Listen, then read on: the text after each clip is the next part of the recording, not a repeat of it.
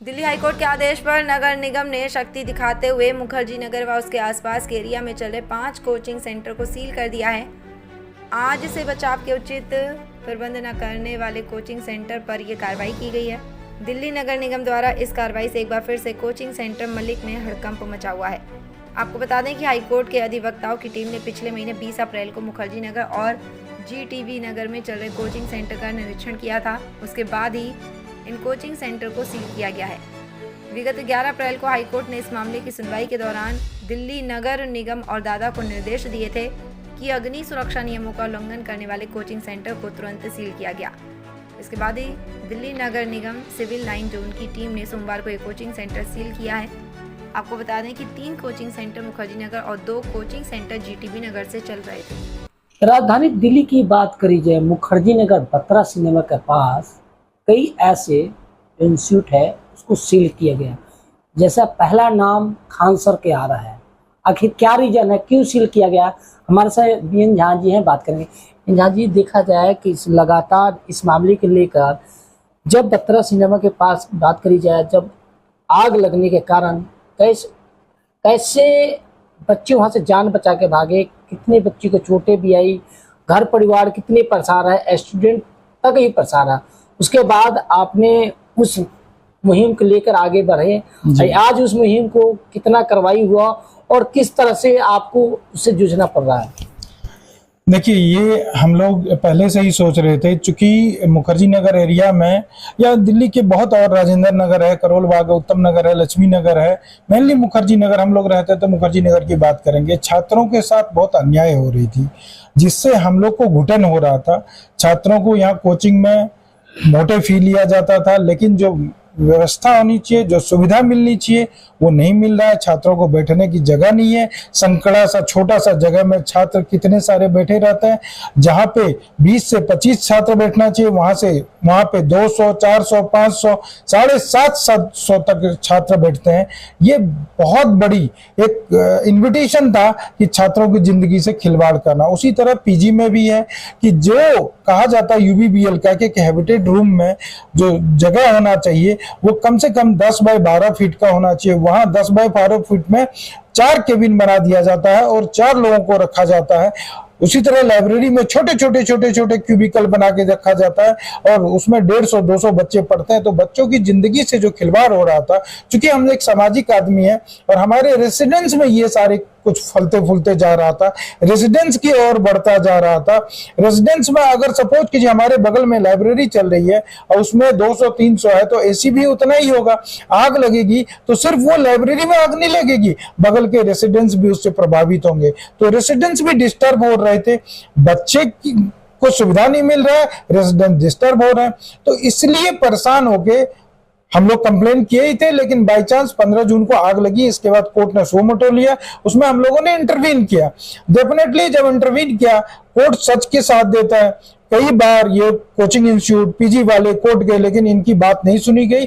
हम लोग जो कहते हैं सुना जाता, चूंकि हम लोग एक तथ्य पे बात करते हैं, एक जेन्युइनिटी है हमारे साथ, एक सच का साथ दे रहे हैं, एक न्याय की लड़ाई लड़ रहे हैं, इसीलिए कोर्ट साथ दे रही है।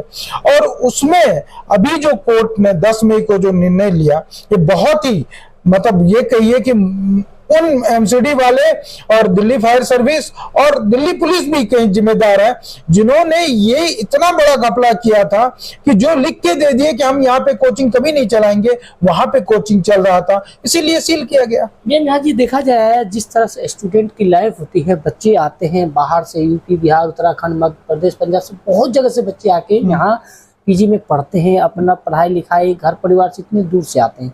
लेकिन सुविधा की बात करी जाए, क्या सुविधा जो मिलना चाहिए वो मिल पाती है या नहीं मिल पाती है? बिल्कुल नहीं मिल पाती है, इसीलिए तो हम लड़ रहे हैं। बिल्कुल नहीं मिल पाती है। आप एक छोटे से वुडन पार्टीशन या पोटा केबिन के पार्टीशन में आप रख के बच्चे को दम घुटता रहता है। छत पे अभी 45 डिग्री टेम्परेचर में छत पे 5th फ्लोर पे पोटा केबिन में आप छोटे 6 बाय 6 के केबिन में रखते हैं। क्या आप मानव के नाम पे मानवहीनता हो रही है? सर, अभी देखा जाए 13 तारीख के कौन से इंस्टीट्यूट सील हुआ है, जो लेकर देखा जाए कि सबसे पहला नाम खान सर के आ रहा है। पहले KT कैंपस था, उसको नाम चेंज करके खान सर को दिया गया। अब खान सर के सील हुआ है।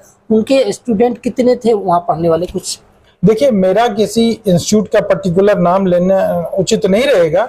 जो हम तो न्याय अन्याय के बीच की लड़ाई लड़ रहे हैं कि न्याय क्या है। कोई भी इंस्टीट्यूट हो, चाहे वो खान सर का हो या बीएन झा का सर का हो, उससे कोई मतलब नहीं है। अगर वो उचित नहीं है, अगर वो अनधिकृत है, तो उस पर कार्रवाई होनी चाहिए। वही कार्रवाई हुई है। सर कितने सील हुई थी? 5 सील हुई है। कौन कौन सी जगह नाम बता देंगे सर? 5 सील हुई है, मैं बता देता हूँ क्योंकि हम कोर्ट में पार्टी है तो इतनी जानकारी है। माल रोड पे जो जीटीबी नगर में है उसमें 2 सील हुई है। 30, 31, 32 और 40 ऐसे नंबर है, वो सील हुई है। इसके बाद मुखर्जी नगर में 704, 1058 और 996 सील हुई है। क्या लग रहा है सर, इस नज़र की बात करी जाए, यहाँ अभी स्टूडेंट के लाइफ जिस तरह से चल रहा था पहले में, अभी में कितनी प्रभाव पड़ा है? जब से आग लगा है उसके बाद स्टूडेंटों के मन में भय का माहौल बना हुआ है कि जो सुविधा होनी चाहिए वो नहीं मिल पाती है। घर के लोग पैसे लगा के यहाँ तक पहुँचाते हैं बच्चे को पढ़ने के लिए, लेकिन सुविधा के नाम पर यहाँ जीरो है। लाखों रुपया एडमिशन चार्ज हर एक चीज़ लेते हैं। तो यहाँ पे बच्चों का साथ तो अन्याय हो ही रहा है पूरा, क्योंकि उन लोग पता नहीं कैसे कैसे अपनी ज़मीनें बेच के, गरीब माँ बाप वहाँ से आते हैं और उसके बाद यहाँ आने के बाद उनको जिस तरह का ट्रीटमेंट मिलता है, जो उनके साथ धोखाधड़ी होती है। अब वो रिजल्ट ही बता देगा मुखर्जी नगर के कितने बच्चे पास हुए। तो उसके अलावा उनको भेड़ बकरियों की तरह रखना, एक क्लास में 100, 200 और यहाँ तक कि मैंने तो यहाँ तक सुना कि एक बैच में 700 बच्चे भी एक साथ बैठा के चलाए। उनकी जिंदगियों के साथ खिलवाड़ है। और ये हम लोग तो खैर क्या बोलते हैं, हम 44 साल से यहाँ पे रेजिडेंट्स हैं, हम लोग तो खुद ये प्रॉब्लम झेल रहे थे कि जो एक कॉलोनी 30-35 हज़ार लोगों के लिए बनी है उसमें 10 लाख फुटफॉल होगा तो बाकी सारी प्रॉब्लम सामने आने लग जाती हैं। चाहे वो गटर की हो, सीवर की हो, आप देखते हैं पानी हर समय भरा रहता है, चाहे कंजेशन की हो, अपने घर तक आना दूभर हो जाता है हमें। और कुछ ऐसे पीजी के नाम पे या पीजी कॉन्ट्रैक्टर्स के नाम पे ऐसे इलीगल एक्टिविटीज़ यहाँ पर होने लगी हैं कि जिनसे हमारे घरों की महिलाओं को घर से निकलना दूभर हो गया। सर देखा जाए कि बच्चे की लाइफ की बात, जैसे आपने कहा, अभी बच्चे को पढ़ाई पर कितना प्रभाव पड़ा है?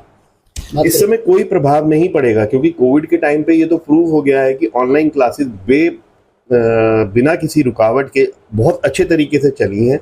और मैं तो कह रहा हूँ ये इससे अच्छा और क्या रहेगा कि बच्चों को कम खर्चे में ये सुविधा उपलब्ध होगी।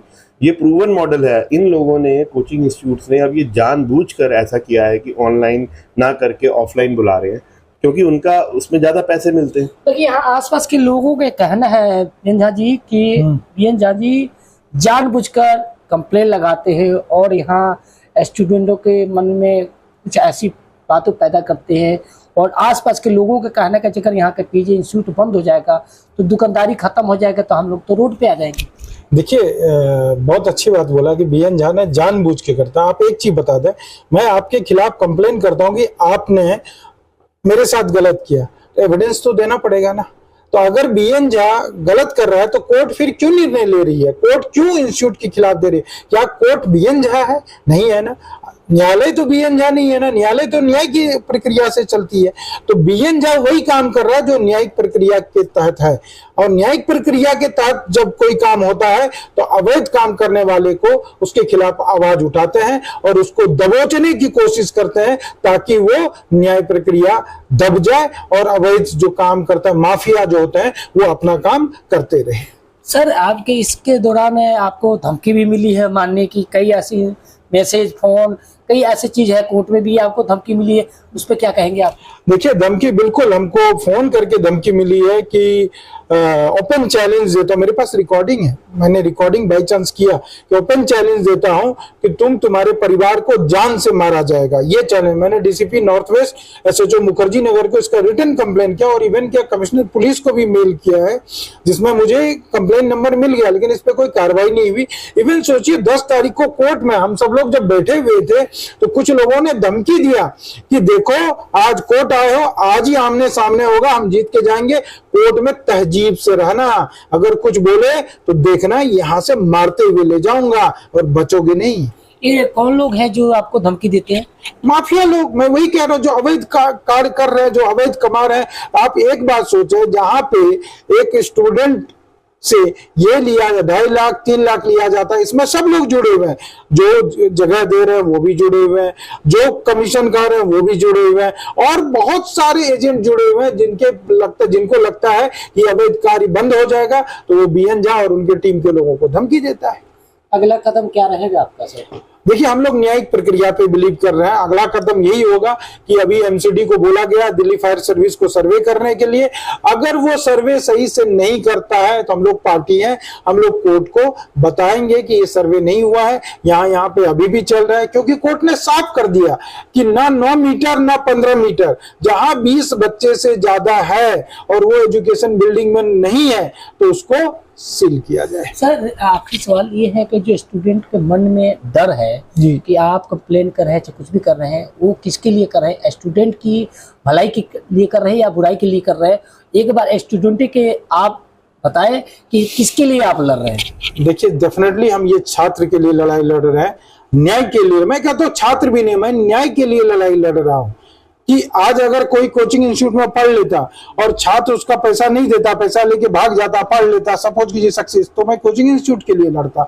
आज छात्रों से पैसे लिए जाते हैं, छात्रों का मानवता का हनन करके पीजी में 6 बाय 6 के केबिन में रखा जाता है, लाइब्रेरी में जबरदस्ती पढ़ाया जाता है, वुडन पार्टीशन 45 डिग्री के टेम्परेचर में टॉप फ्लोर पे पोटा केबिन बना के रखा जाता है। एक कोचिंग में 250, 300, 500, 700, 800, 1000 बच्चे को पढ़ाया जाता है। तो ये छात्रों की लड़ाई है। छात्र के साथ अन्याय नहीं होना चाहिए, क्योंकि छात्र हमारे देश के भविष्य है और वही आगे बढ़ के प्रधानमंत्री भी बनेंगे, आईएएस भी बनेंगे, जिसके लिए वो आए हुए हैं। लेकिन वो बेचारे को बनने नहीं दिया जाता। आप मुखर्जी नगर में, मैंने क्वेश्चन पूछा कि इस बार 2023-24 में कितने मुखर्जी नगर के कोचिंग से पढ़ के पीटी और मेंस की पढ़ाई करके सक्सेस किया? कोई ने जवाब नहीं दिया। और मुझे जहां तक पता है कि मुखर्जी नगर के कोचिंग से पढ़ के एक भी सिलेक्शन नहीं हुआ है, एक भी नहीं हुआ, मुझे जहां तक पता है। हाँ। सूत्रों से जो पता है, देखिए एग्जैक्ट, क्योंकि वो तो कोचिंग वाले बताएं, लेकिन जहां तक पता है कि एक भी सिलेक्शन मुखर्जी नगर के पढ़ के नहीं हुआ। हाँ, इंटरव्यू में आप बोर्ड में लेके करते तो उसकी गिनती मैं नहीं देता हूँ।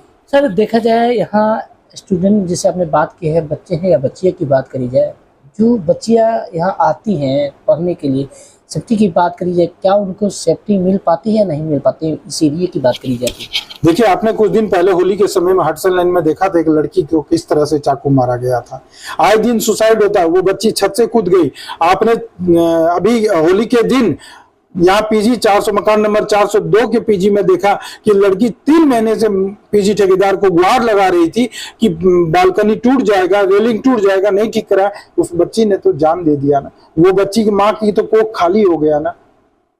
तो यही स्टूडेंटों का सेफ्टी और यही ये लोग दे रहे हैं। कहीं ना कहीं देखा जाए जो पीजी के भूमाफिया कहने या इस लोगों के कहे कि इस तरह से कर रहे हैं, और स्टूडेंट अगर उस बात को आवाज उठाता तो इस बात को नहीं सुनते हैं, मनमानी करते हैं। बिल्कुल, देखिए छात्र बड़ा अपने भविष्य को बनाने के लिए आते हैं।